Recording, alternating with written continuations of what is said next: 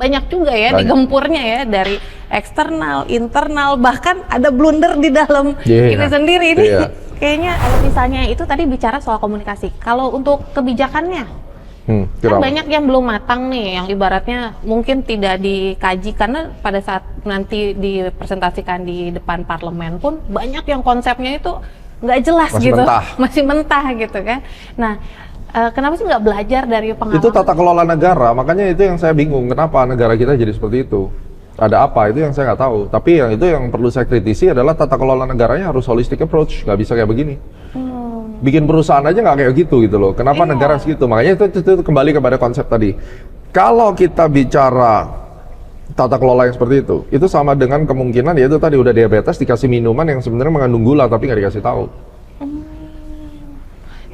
Jadi maksudnya saat ini dengan kondisi ya ibaratnya dengan tentunya kan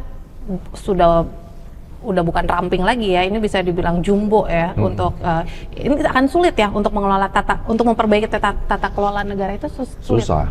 Oh. Jadi memang harus dari pemimpinnya. Ini adalah tanggung jawab Pak Presiden sebagai pemimpin negara. Dan harus memfilter siapa saja yang bisa dipercaya kan gitu. Di semua negara kan pasti begitu. Saya nggak cuma ngomong di Indonesia. Dan saya tadi nggak nyebut nama orang. Saya bilang Pak Presiden. Bisa Pak Presiden Putin, Pak Presiden Trump, ya kan sama aja gitu. Bisa juga Presiden Gensi. Ya. Presiden BEM. Presiden BEM mungkin juga ya. Tapi kalau misalnya dilihat ini kan sudah terlihat pola-pola yang ibaratnya serangannya banyak juga ya, digempurnya ya, dari eksternal, internal, bahkan ada blunder di dalam ini sendiri ini. Kayaknya gempurannya masif sekali kalau dilihat.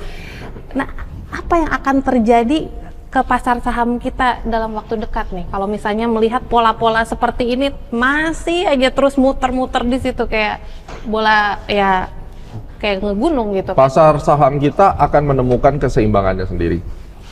Karena kita percaya itulah the natural law, hukum alam itu seperti itu. Jadi kita akan menemukan keseimbangan kita dan nggak ada masalah. At the end, kalaupun harus koreksi-koreksi, tapi saya pasti percaya IHSG akan all time high lagi. Perlu khawatir nggak sih kita? Khawatir ya perlu. Kalau orang nggak khawatir kan ya bukan manusia namanya. Tetapi di tengah kekhawatiran kita masih harus logik. Dan logik itu yang akan membuat kita nanti bisa make money di financial market. Tapi dengan kondisi saat ini yang kalau misalnya kita masih muter aja di situ, mungkin nggak sih Indonesia bangkrut? Nggak. Kejauhan kalau Indonesia bangkrut. Indonesia hanya akan bangkrut kalau kita mau diakuisisi sama negara-negara besar itu. Jadi dibikin bangkrut lalu di take over. Oh mungkin ya, bisa jadi kita mengalami. Kecil lah chance-nya. Oh tapi chance-nya itu tidak akan sampai sana. Ya kayak Venezuela bangkrut nggak kan gitu.